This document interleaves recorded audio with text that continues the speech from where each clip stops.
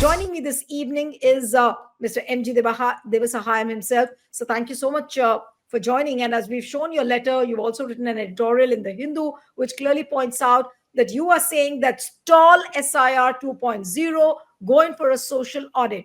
How do you think that this process will gain acceptance? Because the courts are mum on it, and it seems that the election commission is just trying to do what it feels like without even considering the fact that there have been BLOs who are dying by suicide, not in one but in multiple states.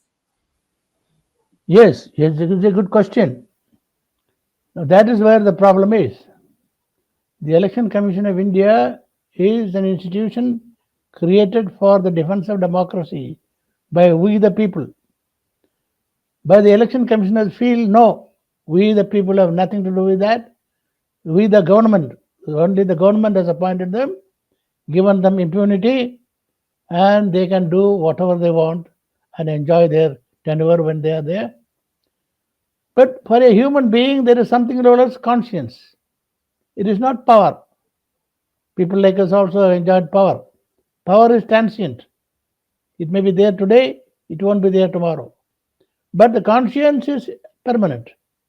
So they should understand the democratic responsibilities. First of all, I want to make a very basic kind of statement that the electoral roll does not belong to the election commission. That's what people say. That's what court may say. That's what some others also say. I entirely disagree. Electoral roll belongs to the people of India, and it must be prepared as per the desire of the people of India, involving the people of India, their representatives, and their experts. Not two, three fellows sitting in the election commission and dictating terms. So this SAR came out of the blue. It is as if the election commission is there for the first time. Election commission has been there for the last 75 years, and they have conducted so many elections. And earlier elections had no such kind of questions on its integrity. And suddenly, all of a sudden, as if dropping from the heavens above, they brought in called a concept called SAR, which is not there in the legal law books at all. If at all you want to do something fresh, you want to do something drastic, you wanted to clean up the electoral roll, they should have carefully examined the matter and framed rules, checks and balances, monitoring, oversight, auditing, verification, so that the errors are minimized. There can't be 100% error free in an electoral roll which will have about nearly 100 electors. But it will be minimum. But it should be to the satisfaction of the people. Who are the sovereign? In a democracy, maybe India may be a huge country with a population of 140, 145 crores. But each citizen is a sovereign. He is the one makes or breaks the government. So the whole concept of democracy has become topsy turvy. So the election commission in the matter of SIR did not go through any consultative process, any kind of just took orders from as if they took orders just like a military kind of operation. See, I have been in the military myself. I know the rigors of the military. Military is a different cup of tea. You obey orders. Here it is not. As if they implemented the SIR as if they got orders from the North Bloc, South Bloc, and just implemented it without any kind of thinking. These are three senior bureaucrats sitting as election commissioners. They should know there must be a rule. Then now we are finding out Bihar they have done it. Huge Right. mistakes place. Mr. Hai, are you still hopeful that they somehow the SIR process will be stalled, or do you think that the courts will intervene in this No, matter? I'm coming to the court interference. I am not bothered about. We have completely lost the faith in the court system. Court people ran to the court with fond hopes. Everyone ran, thinking that there will be justice. Court totally sort of betrayed them. The first question the Supreme Court should have asked, where are the rules, Mr. Election Commissioners? Simple. We are not interested in your guidelines, you are this, you are that. Guidelines are meaningless. Where are your rules? Where is your system of audit? Where is your system of verification? Did they ask that question? They didn't. And the senior advocates are arguing up and down, up and down, up and down, like mendicants, begging, begging, begging. And Supreme Court also is begging the Election Commission.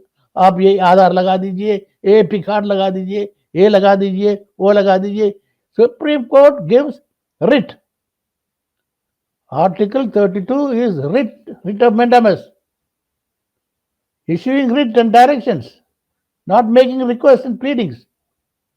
So, Election Commission thought that they are the master of all that they survey, and they can do anything they want, and they have done this in Bihar with disaster consequences. I don't want to go into details. There are a lot of analysis which has come in that uh, in the Quickly about constituencies. No, no. talking your In the letter, constituencies, you have mentioned yeah, in I your mean, in the constituencies where large scale deletions took place, 100% the victory has been by the ruling party. So all these allegations are coming in. Under the circumstances, they want to do the same SIR with some minor tinkering here and there in the other 12 states and union territories, which is not right. acceptable. No, So but we are giving an alternative. Yeah. what I want to ask you is that in your letter, which you have written and addressed to the election commissioner and the Tamil Nadu state electoral officer, you have said that frame the rules and go in for a social audit. Now, is there a provision in the election manual that they should go for a social audit? That is question number one. And the other is that who's going to form the rules? Just by writing a letter to the election commission, which is so impervious to any kind of suggestion, they are not ready to meet up with anyone. They are not ready to listen to the court because Gyanesh Kumar thinks that what he's doing is absolutely right. So, in that case, do you think that your suggestion for a social audit or stalling the SIR 2.0 process is going to be heard? This is a very good question. Man lives in hopes. When there is no hope, there is no life. Okay. Life ends when hope ends. So we still hope that election commissioners will realize the importance of what we have written. Now to your next important question. There are provisions of social audit in the Constitution of India after the Panchayat Raj was established under Article 243. Panchayat Raj institutions, which include village panchayats and urban local bodies, they have authority to conduct social audit, and many socio-economic policies are go through their social auditing system. So, concept of social audit is established. Number two, Comptroller and Auditor General of India has addressed the issue seriously and has laid down detailed procedure for conducting audit. So the concept of social audit is an established process in every democracy and also in India. Now to the next most important question. This provision is also available in the election manual. Electoral Roll Manual of 2023, Chapter 11, Chapter 24 clearly lays down. It says that after the draft list is ready, the electoral registration officer will ensure that the BLO convenes the village panchayat and urban ward committee and read out in the presence of the people present, read out the voter list loudly. That means you are subjecting it to social audit, and just reading out is meaningless. Take corrections, and based on the corrections, finalize the electoral roll. Now, even before this came into the manual, it was practiced in Rajasthan in 2003 when J.M. Lindo was the chief election commissioner. My good friend and batchmate Aruna Rai, a great social activist, she convened civil society meeting The entire Rajasthan government participated.